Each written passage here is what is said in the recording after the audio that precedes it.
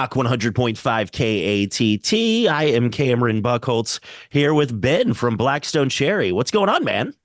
Man, how are you? It's always good to see you. Indeed, man. Indeed. I'm doing well, doing well. You were just talking about being down in Texas and it being Satan hot, and it's absolutely Satan hot here, too. So I'm just glad to be in the air conditioning. Yeah, man, we've been this whole tour has been pretty toasty. We've been kind of down south for a few days in Alabama and Georgia, and now we're doing 3 shows in a row here in Texas. We did Austin last night, Waco tonight, Beaumont tomorrow. So tonight's outdoors too. So we're like, oh my goodness, we're gonna stay hydrated, but it's all good. I mean, it's summertime in Texas. What do you expect? Indeed, man. Indeed. Then you're going to be up here Saturday nights at Beer Yes, City Music Hall here in Oklahoma City, which, it's always great to have you guys here in Oklahoma. I know. It feels like we were just there not long ago. We were talking to you, but it was a little colder then, I believe. That Yeah, it was back, like February, back in maybe something like February. that. Yeah. Yeah. You played the Yeah, Diamonds with Saint Sonia. And I was thinking yeah. about it. It was interesting because I think you guys hadn't played Oklahoma City in a very long time. Like you did Chickasha, and then you guys have done Rocklahoma a bunch of times. But I think it had been like 8 years since you played Oklahoma City. And now we're getting you twice in like, 7 months or Tw- whatever. Yeah, twice in a year. We definitely make up for lost time. Indeed, man. But now you're talking about playing outside in the summer. What does that like enter your mind in terms of what you're gonna wear? Because you can't really just put on cargo shorts on stage. Like, you have to Yeah, put some sort of rock star effort a little bit. yeah. You still got to do it. You still got to wear the jeans and all that kind of stuff. And I used to wear long sleeves and like this. I had this really cool jacket that my wife got me. It was like this Western looking retro rockabilly thing. I used to wear that during our outdoor shows too, just because I was trying to see how much I could possibly sweat. Sure. It became like a thing at that point. But I don't wear that out anymore because we're doing like a headline set. It's like I gotta pace myself just a little bit. But no, you can't get away with it. Wear the shorts and flip flops on the stage. It doesn't work that way, unfortunately. Not for us anyway. Yeah, you're not Sammy Hagar or something that could maybe do it. Yeah, yeah. But now you guys are out right now with Nonpoint, which is that's kind of an interesting lineup. That's not one that I would have assumed you guys would be paired with. It is cool. We've been fans of of Nonpoint for a long time, and they've been wanting to do something with us for a long time. So it is a cool it's a cool run because I think kind of even though both bands are rock bands, they come from a different I guess subgenre than we do. But then at the end of the day, it's still rock music fans. So I think it's cool that two bands from the same genre but different can come together and do a tour, and I think it's really neat. And the good thing is when people come to see this show, it's a lot of energy from start to finish because Nonpoint brings it every night too. So they're definitely getting their money's worth. Absolutely, man. Absolutely. And you guys kind of can play with a lot of different types of rock bands. Like where you guys sit, you kind of make sense with a wide variety of bands. Yeah, that's the really unique thing about our band is like, earlier this spring we were out on tour with Skinner and ZZ Top. And then we turn around and we can go play, we can do a tour with Nonpoint, and then we can go out and do dates with some of these classic rock groups, and then we can do dates with some of these more country rock guys. So it's really interesting how we can kind of fit into a lot of different areas, and I think that's what's unique about it. And I like doing that because you're pulling from so many different fan bases. And later in the year, you guys are going out with Clutch and Rival Sons, which is another really Yeah, badass lineup. And Clutch is another band I feel like that are similar to y'all that can kind of just fit in with just about anybody. yeah, we're looking forward to that run. We've toured with Rival Sons a few times before. We had them with us overseas several years ago, and we've never gotten to tour with Clutch, so we're super pumped for that. That's going to be awesome.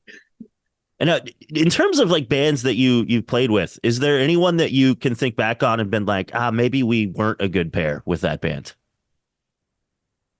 Um, no, I mean there are probably a certain like when you start a tour, you kind of get the gist of how it's going to go. I remember we did a tour with Motorhead in Germany in 2009. And, Motorhead has had such a dedicated, diehard fan base, that I don't care who would have been playing for them. It could have been Elvis Presley up there. No, Mhm. people wanted to see Lemmy. So I think the first couple of shows, we were a little intimidated because we were like, oh, my goodness, like, are these people going to accept us? But we love tours like that because you have to get out there and really earn it. not that we ever phone anything in, but you've really got to win a fan base like that over. Same thing with Black Label Society. We had to go out there. That was one of our first big tours we ever did. And, he has such a legion of his fans. If you're going to play in front of him, you've got to earn their respect, which I appreciate that. So, but honestly, there's every tour we've done, it always makes sense at the end of the day. And that's something I'm really blessed to say that, we've been able to do so far. And you mentioned kind of playing with some of the country rock bands. I was curious what your thoughts are on kind of, there's been a recent wave of maybe more straight ahead country guys putting out rock songs and rock radio. We're playing them. What's your thought on that? Kind of always having been a country tinged rock band. I think it's great that a lot of these artists are coming out now. You got Hardy and all these different dudes that are coming out and putting out that are country, but they're putting out rock-based music. Even like Luke Combs, he's got an edge to him too for some of his rock stuff. One would think, aren't you guys upset because y'all have kind of been doing that for a long time, blah, blah. Yeah. But I'm like, no, man, I think it's fantastic if it opens up a new door for people to even discover us. I think it's great. So the more the merrier. And I'm sure you have, but have you gone out on like just a straightforward country tour? Like with, I can't even think of who might an example be, but have you what is the reaction for just the straight ahead country fans to you guys? The most like country tour thing we've done, we did a Florida Georgia line cruise in 2014, which we were definitely, they were riding high on top of their success, man. They were, and they covered one of our songs, Stay, and we became buddies with those guys. So they put us on their cruise. And we were definitely the heaviest band on that boat. So I think that we definitely kind of flipped some people out on that. And then we did a handful of dates with Brantley Gilbert and Tyler Farr, which was really great because Brantley also has that kind of hard edge fan base. But, so that really made sense. But, I don't see us playing with like a George Strait anytime soon. I think that, that's probably pushing it a little too far. But then again, hell, you never know. I mean, if he calls, we'll be there. But no, honestly, and the thing is, we can always make our set work for whoever we're playing for. Sure. Yeah. If you need to just play more of the ballads or whatever, then it makes sense. Yeah. And then after the Clutch Rival Sons tour, you guys are going overseas over to Europe, and you guys are a band that's, for whatever reason, you're a lot bigger in the UK, right? Yeah. What do you think it is about you?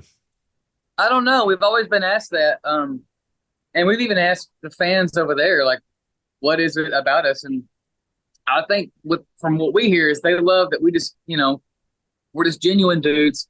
We don't try to put on this facade that we're like some kind of rock star thing, and since the first time we started going over there, we were just really open and honest, and we just wanted to do our thing. And I think that fan base latches onto that. They latch on to realism. They latch on to honesty. They might have a lot of bands come over there that want to dress and sound like they're from England, 1970s. And they see right through that kind of stuff. They're like, come on, man.